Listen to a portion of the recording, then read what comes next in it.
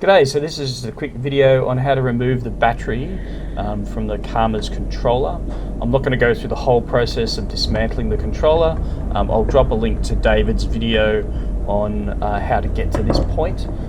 It's quite a good video and it'll show you how to get to this point, so I'm not going to go over it again. It's worth noting you should remove the power lead as soon as you get access to it. That'll just ensure that you don't accidentally, short the board out or something like that if you drop a tool on it or something like that. The first thing you need to do is remove this cable. You just need to remove that yellow tape so that you can remove the cable. Obviously, you pop the black little clip and it just all slides out. In relation to removing the battery itself, it's actually held in with double-sided tape.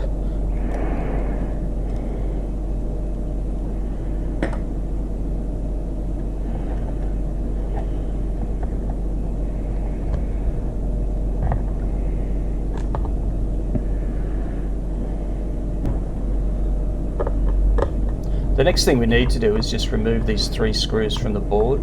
The board is overlapping the battery and it can make it a little bit tricky to get it out, so it's really worthwhile removing these screws just so that that board is able to move when the battery moves. You don't actually need to remove the board altogether.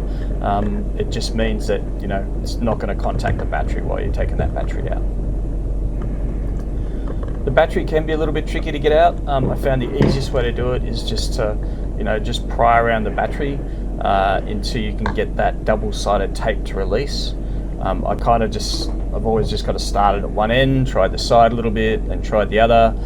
You'll know when the battery's starting to release from the double-sided tape because one, obviously it'll start moving, and the other thing is you often hear a bit of a clicking or a snapping noise, and that's just that double-sided tape releasing. Do be careful to ensure that you don't break any of the plastic that surrounds the battery.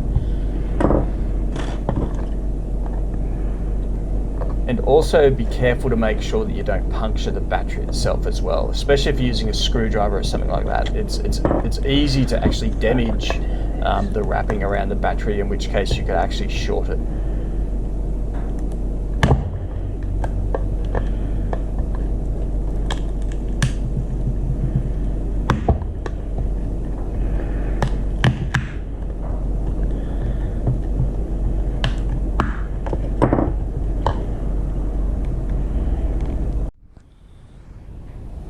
G'day, so I got the battery out of this unit because it wouldn't charge at all, so I was always planning on replacing it with another one.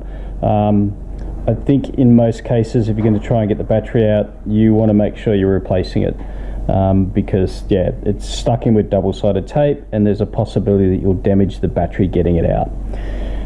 This battery has some fairly significant issues. So as you can see, it's all corroded at one end, so something a bit weird's been going on there. It is lithium ion. Something's been leaking out of it. You can see that it's actually discolored.